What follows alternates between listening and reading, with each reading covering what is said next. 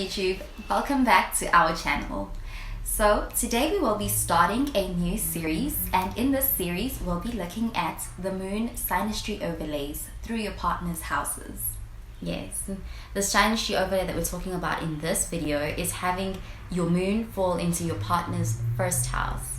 So before we get into that, we just want to remind you guys to please be sure to hit the like button if you do like the video, and if you haven't done so already, please also do subscribe to the channel and share the video if you can, because that also helps the channel. So without further ado, let's get into it. Okay, so having your moon fall into your partner's first house. This is actually one of those synastry aspects that are considered to be quite great to have for marriage, because sharing this synastry aspect with someone else creates a very intimate bond or connection between the two partners, particularly because the two partners tend to share similar emotional temperaments.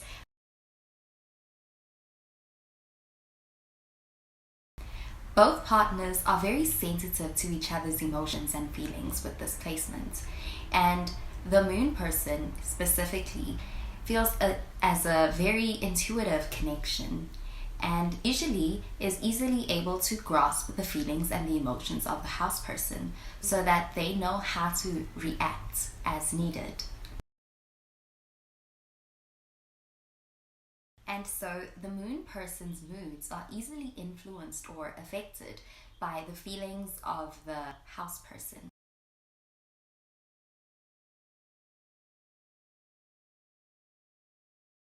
What usually happens in this overlay is that the house person easily takes a liking towards the moon person, just because with their openness, as the moon person is able to make the house person feel very safe enough to let their guard down or to bring down any walls that they may have up, and allows them to really show and get comfortable showing their more softer or gentler, caring and nurturing side.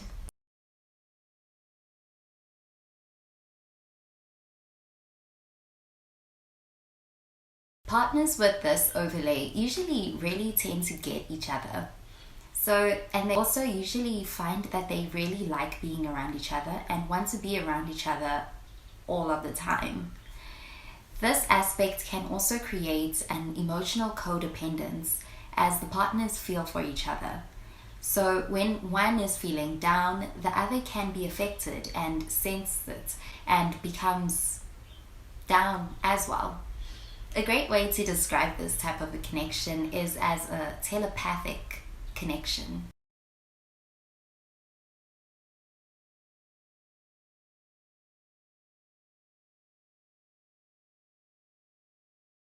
Yes, so ultimately, really what can be said about this type of connection is that this synastry aspect creates a very warm and safe environment, for two people to just really be who they are genuinely and just be received carefully. And that's why we say it's actually quite a nice aspect to have for a long-term relationship or even a marriage.